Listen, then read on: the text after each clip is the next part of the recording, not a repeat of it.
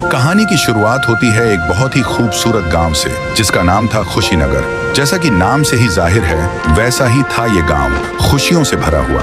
यहाँ के लोग हमेशा मुस्कुराते रहते थे, हर दिल में प्यार था और आंखों में सपने। इस गांव के 3 सबसे अच्छे दोस्त थे, रायस्टार, अज्जू भाई और ज्ञान भाई। ये तीनों बचपन से साथ थे।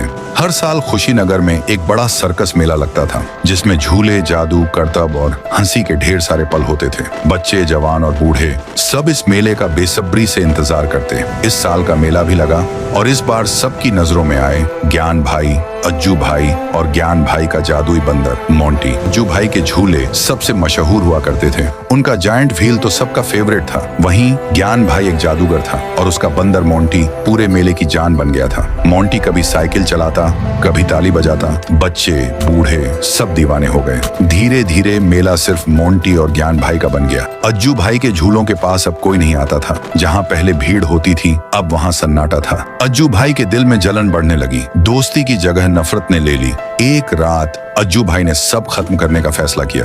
वो चुपके से आया और बाइक की ब्रेक्स काट दी। जाते जाते बोला, कल से मेला सिर्फ अज्जू भाई का होगा। अगली सुबह लोग बेताबी से ज्ञान भाई और मोंटी का नया करतब देखने आए। ज्ञान भाई ने स्टेज पर कहा, आज मोंटी बाइक चलाएगा। तालियों की गूंज हुई। मोंटी बाइक पर चढ़ा, बाइक चलने लगी। फिर जैसे ही ब्रेक लगाई, ब्रेक फेल। बाइक सीधे ज्ञान भाई की ओर गई और धड़ाम, फिर एक जोरदार ब्लास्ट हुआ। ज्ञान भाई और मोंटी वहीं जलकर मर गए। रायस्टार दौड़ता हुआ आया, पर देर हो चुकी थी। एक कोने में खड़ा अज्जू भाई मुस्कुराया, मेरा प्लान कामयाब हुआ। लेकिन उसी रात को सारा मेला खाली था। लोग डरे हुए थे। तभी जमीन कांपने लगी। आसमान में काली घटाएं छा गईं, बिजली चमकने लगी। मानो कुछ तो बहुत बड़ा और बहुत बुरा होने वाला था। ज्ञान भाई और मोटिन की लाशें अब भी जमीन पर वैसे ही पड़ी थीं, ठंडी, निर्जीव और डरावनी। तभी अचानक एक तेज चमकदार रोशनी फैली और कुछ ही पलों में दोनों की आंखें खुल गईं। लेकिन इस बार वो पहले जैसे नहीं रहे। अब उनके अंदर कोई और ही शक्ति थी, एक शैतानी ताकत जिसका सिर्फ एक ही मकसद था,